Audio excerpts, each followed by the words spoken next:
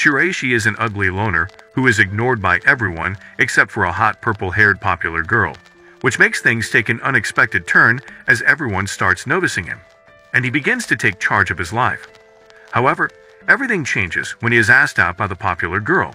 Before this, Shiraishi, a loner with zero riz, is a teenager with an incredibly low spiritual presence, practically invisible to everyone around him. He had come to accept his role as a background character in his own life story. One day, as he sat in class, a hot and popular baddie named Kubo suddenly appeared before him and began taking pictures of him. Shiraishi couldn't help but feel irritated by this intrusion, especially since only his family had been able to see him before. It was now his popular classmate, Kubo, who could see him. Shiraishi believed that Kubo's presence was worlds apart from his due to her popularity. However, Kubo seemed to take delight in teasing him and was intrigued by his invisibility. She frequently tested the limits of how invisible he could be. She even dared him to stand on a desk to prove his invisibility, but their antics caught the attention of the teacher and the entire class. Amid the chaos, Kubo's friend called her to their next class, and they left Shiraishi behind. Later, Kubo and her friends discussed Shiraishi extensively on their way home. The following day, Kubo sought out Shiraishi again and boldly sat on Bro's lap during class, confident that nobody would notice. Shiraishi was surprised and shy about the situation, but was amazed when no one in the class seemed to notice Kubo sitting on him. As they remained in class, Kubo made Shiraishi stand and answer a question when she raised her hand. This drew surprised reactions from many students who hadn't even realized Shiraishi was present due to his usual invisibility. Shiraishi found himself struggling to determine whether Kubo was a friend, a bully, or simply using him for her amusement. Meanwhile, Kubo attempted to obtain Shiraishi's phone number but was consistently interrupted by her friends, who couldn't see Shiraishi's presence. During the weekend, Kubo spotted Shiraishi in the park and attempted to take a selfie with him. However, her camera couldn't recognize his face, so she had to almost sit on him again to capture the picture. Eventually, she managed to get his phone number. Later that night, Shiraishi reflected on the day's events, particularly the selfie and phone number exchange. To his surprise, he received a text from Kubo, and being unused to texting people, he was taken aback when she asked if they could hang out sometime. Shiraishi agreed, but Kubo's older sister noticed Kubo's happiness immediately after she had taken a bath. Shiraishi, Kubo, and other students went to the gym. Consequently, Shiraishi complained about feeling tired. He met Kubo in the corridor, who gave him a scented towel, and secretly relished the fact that they now smelled identical. Suddenly, amid their chat, Kubo's friend called her, prompting her to head over to her friends. Kubo's friends were surprised by how happy she seemed, but she simply smirked in response. Later at Shiraishi's house, he bid farewell to his mother and went shopping for manga. However, upon reaching the manga shop, the automatic door failed to detect him. Passing by, Kubo noticed the issue and assisted him by opening the door. Upon seeing his favorite manga series, Kubo asked if she could borrow them, and Shiraishi agreed. Kubo then requested that he bring them to school the following day. After obtaining the manga, Kubo realized that their homes were only 5 minutes apart and suggested they walk to school together. The two proceeded, and upon reaching Kubo's house, Shiraishi gave her some manga. The next morning, Kubo woke up early to meet Shiraishi, and she used her sister's hairspray. However, as she had breakfast, her sister Akina noticed Kubo was wearing perfume and teased her about trying to get cultured and also wishing her luck. Kubo was a bit flustered but continued to school. Upon finally meeting Shiraishi after a long wait, Kubo was mildly disappointed when he didn't notice the perfume.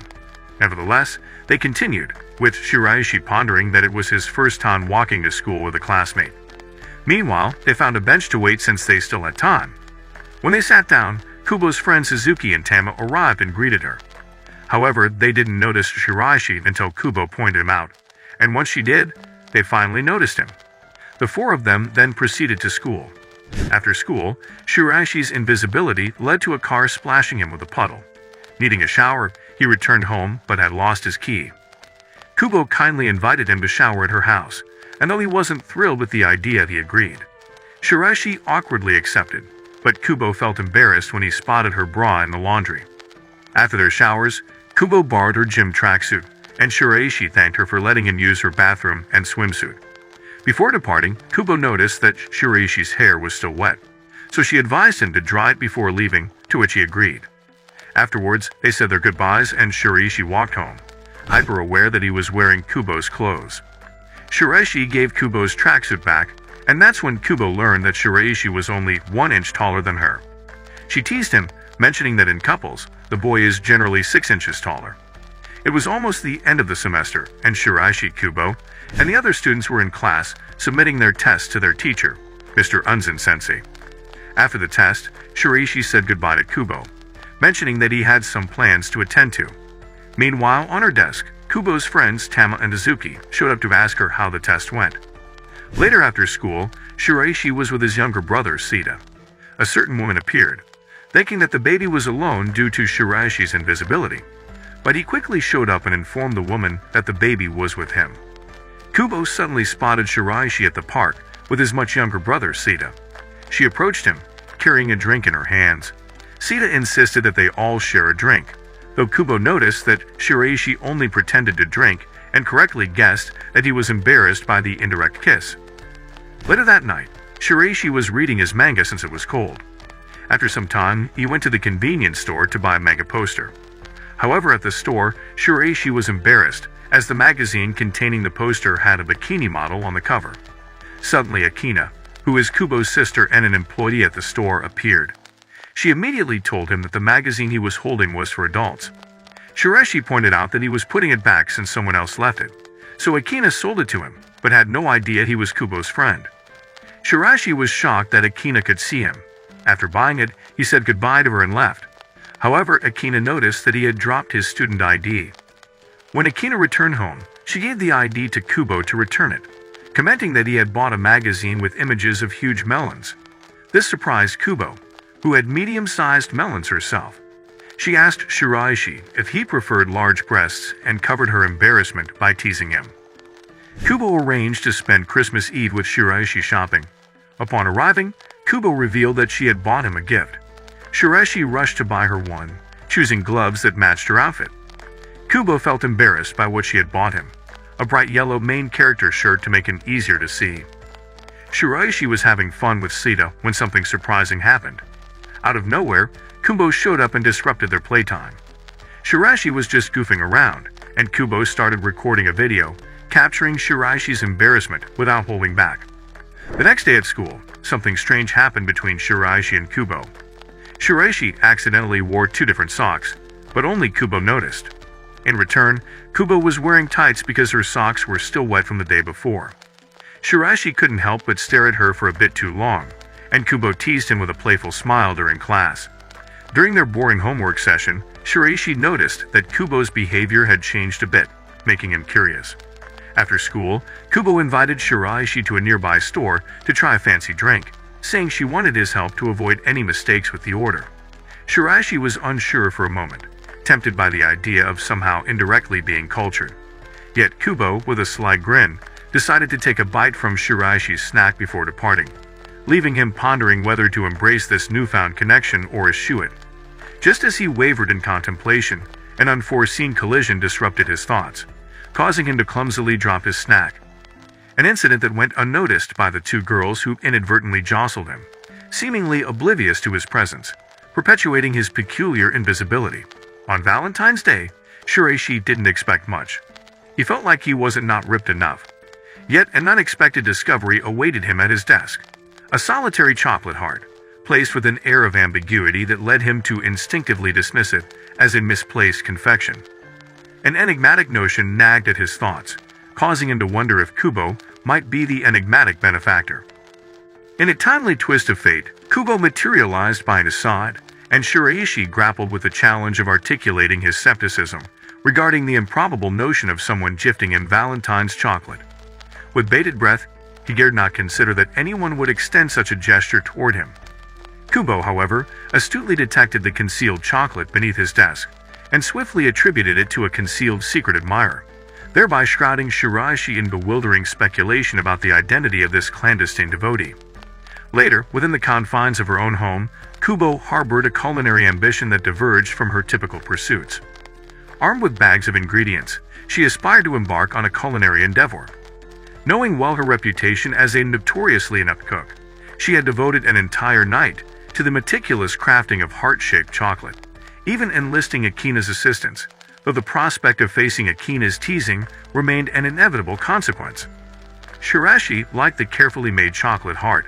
The mystery of its origin continued to confound him, leaving him genuinely perplexed about the elusive identity of the one who had bestowed this heartfelt gesture upon him. Shiraishi had acquired his lunch and chose to dine outdoors, a departure from his usual solitary lunch routine. Just as he was about to begin his meal, Kubo unexpectedly joined him, as her friends Tama and Hazuki were occupied elsewhere. Kubo proposed sharing their lunches, expressing an interest in a hand-feeding gesture. Shiraishi evaded her initial attempt to hand-feed him, but eventually found himself obliged to hand-feed her, much to her evident delight. She resolved to prepare something special to share with him on their next lunch encounter. Later, during a chat session with Tama, Hazuki, and Kubo, Tama complimented Kubo on her personal growth. Intrigued, she probed Kubo about the existence of a crush. This inquiry rendered Kubo momentarily speechless, but she eventually disclosed that she wants to get cultured with Shiraishi. Consequently, her friends deduced that Kubo wanted to do some plot with Shiraishi. On a different note, Tama expressed disappointment, finding Shiraishi unimpressive in terms of looks, athleticism, and overall appeal. Kubo took issue with this assessment, asserting that Tama remained ignorant of the true Shiraishi, concealed behind his unassuming exterior. In that moment, the two friends began to entertain the possibility that Kubo's feelings for Shiraishi might transcend mere infatuation, although Kubo herself had yet to grasp the depth of her emotions.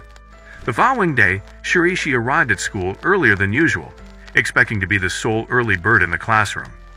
To his surprise, he discovered Kubo had beaten him to it. They decided to share Shiraishi's chair while listening to Kubo's music, with their classmates, the Kunis, requesting one of Shiraishi's songs. However, Shiraishi declined, citing his belief that his songs, drawn from anime and video games, weren't good enough. Observing Shiraishi's fervent manga enthusiasm, Kubo decided to watch his favorite anime movie. Kubo's sister Akina emerged from the shower, curious about the movie Kubo was watching. Amused, Akina accurately deduced Kubo's intentions and the reason behind her actions. On White Day, Shiraishi found himself in possession of chocolates, but remained uncertain about the recipient since his secret admirer remained anonymous. In class, Shiraishi's discomfort was palpable, a fact that did not escape Kubo's notice. Sensing that Shiraishi had something on his mind, he asked Kubo to meet him privately.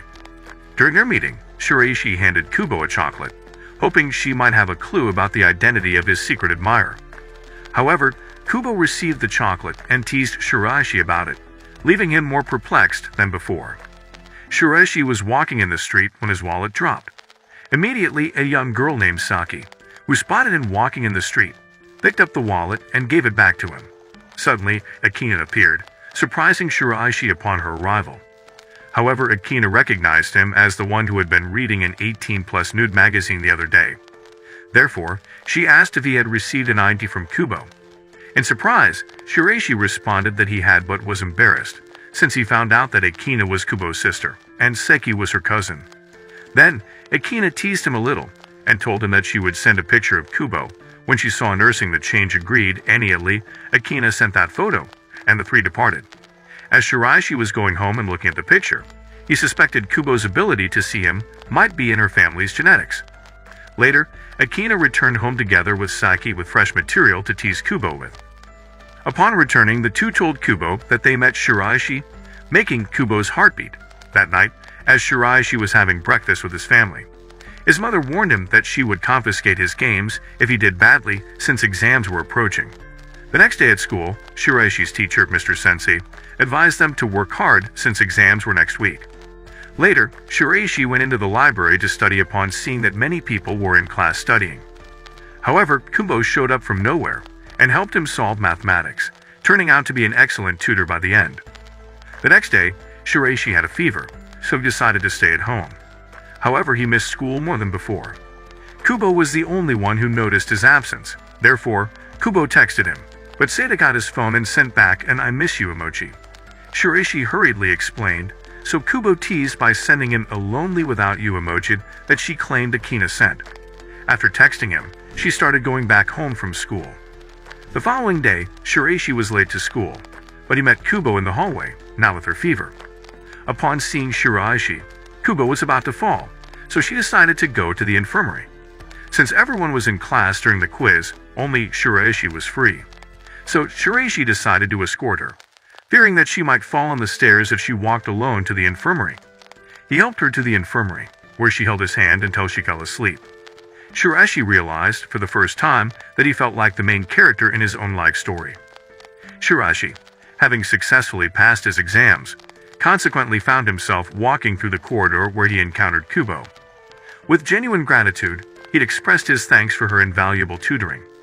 However, despite their mutual appreciation, both harbored deep-seated worries about the impending class transitions looming on the horizon, which would inevitably occur as they transitioned into their second year of schooling, casting uncertainty upon the possibility of remaining in the same class. Simultaneously, the relentless rain pouring outside ignited a shared desire to depart from the confines of the school campus.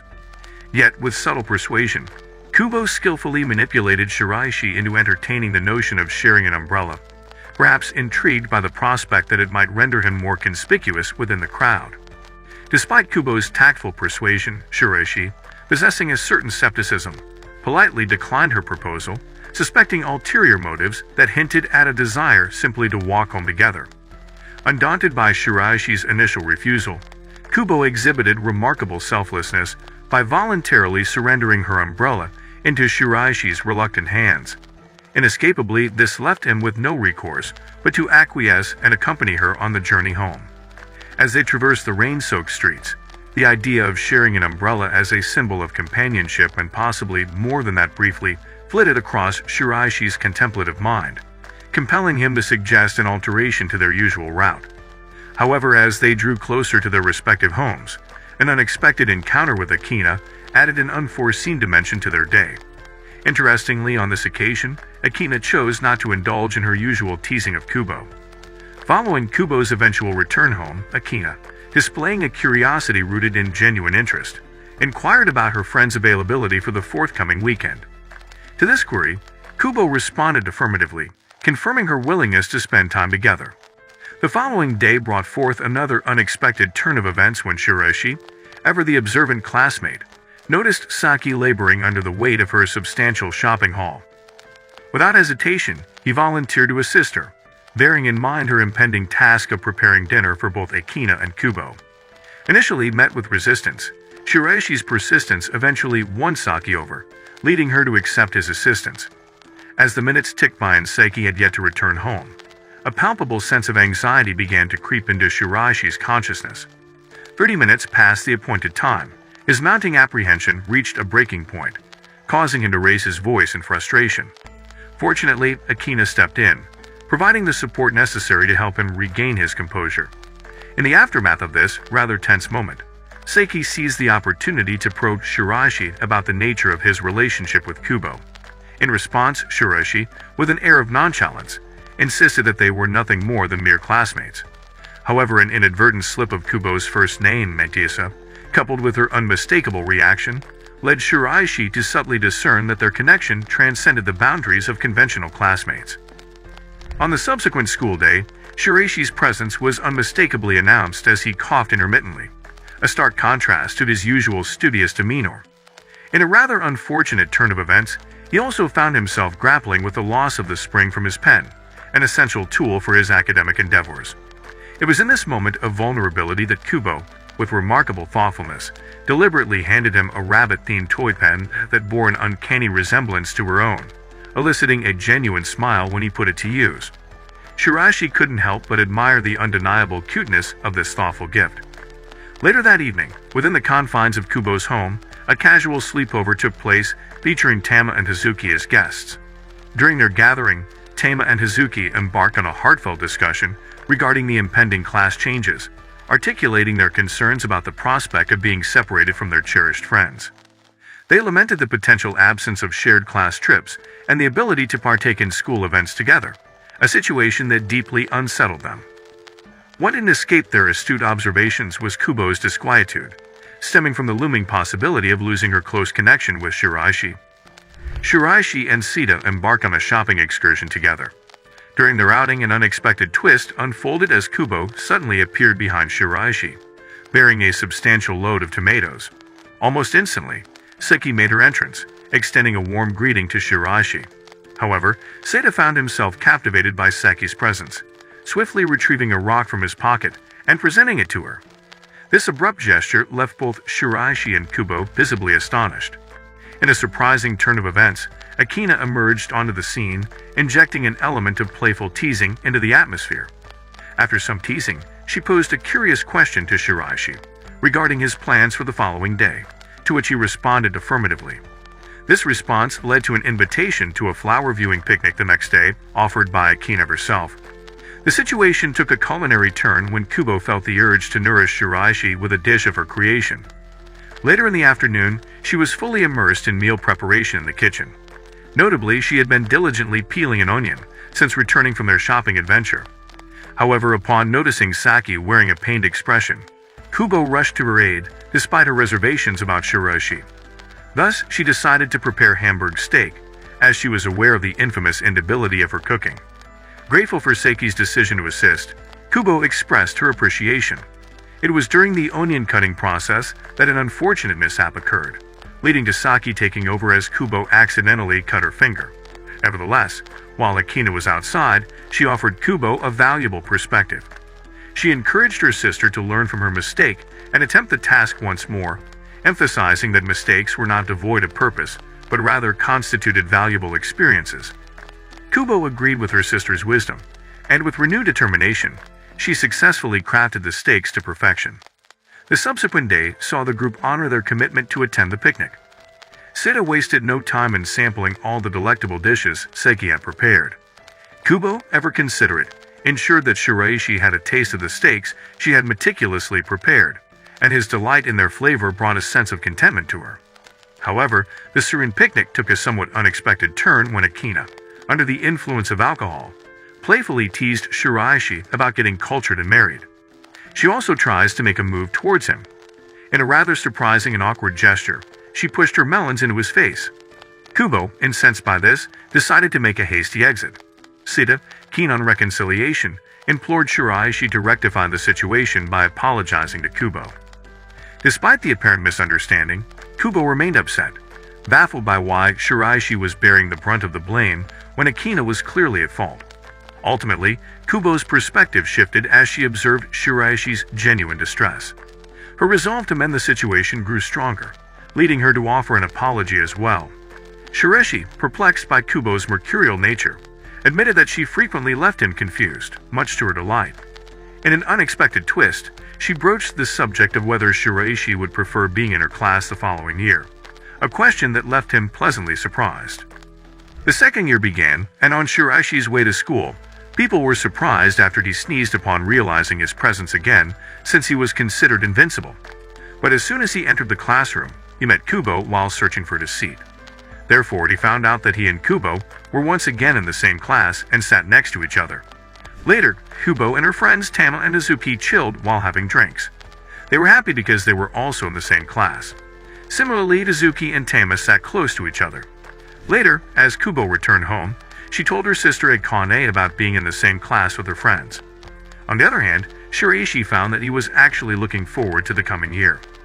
The following day, Teacher Sensei proposed that the children should join a club by the name of the Environmental Committee. However, most students refused to do so. But the teacher approached Shiraishi after Kubo said that Shiraishi was present. The teacher appreciated the fact that he took care of the flowers the previous semester, so he said that he was counting on him this year.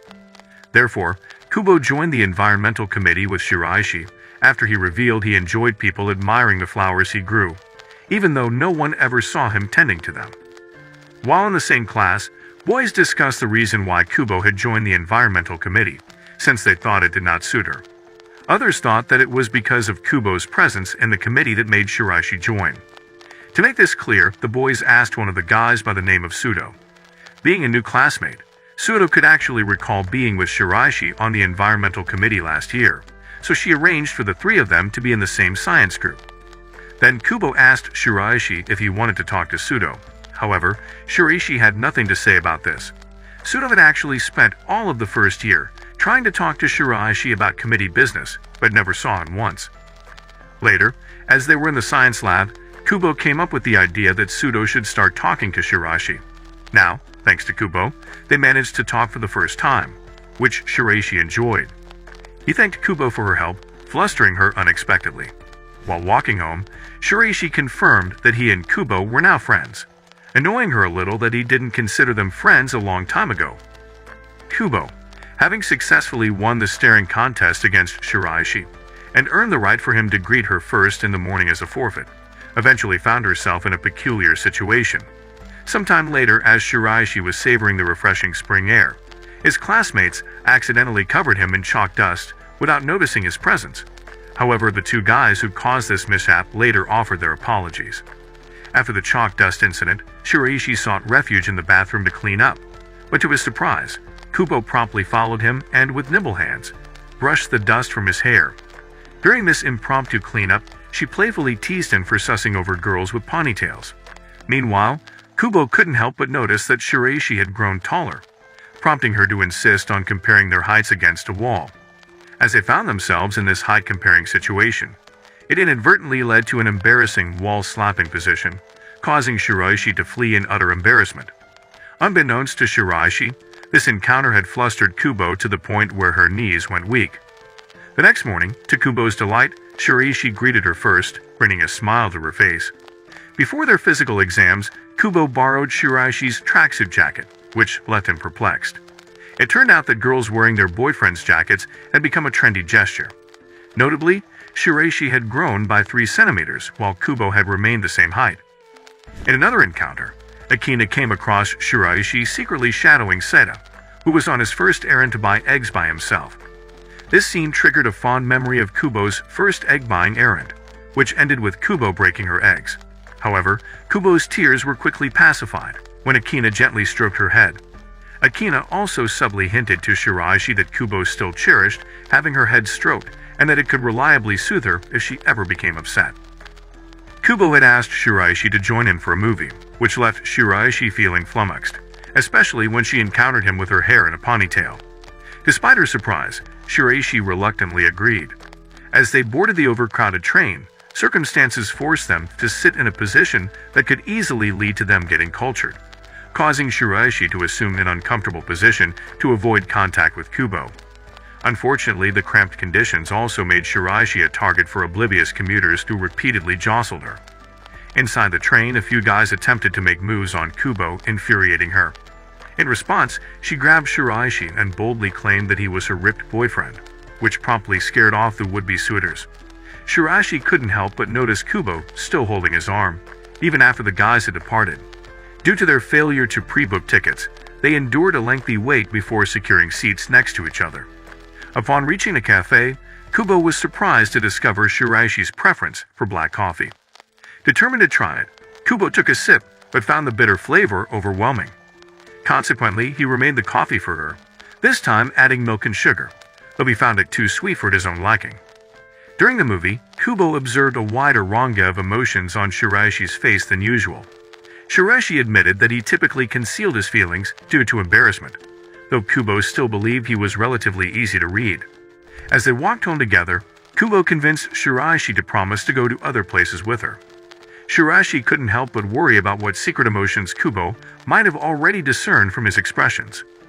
The two watched a popular personality test.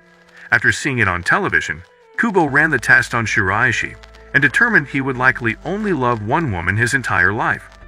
On the other hand, Shiraishi ran a different test on Kubo, revealing she wanted lots of children, causing her to leave early out of embarrassment. The following day, Akina noticed Kubo was growing up more every day and felt nostalgic about her childhood memories. On his birthday, while daydreaming about cake, Shiraishi's stomach growled so loudly that the entire class noticed him. Amused, Kubo gave him birthday-themed chocolate to settle his stomach, surprising him that she remembered his birthday was in April.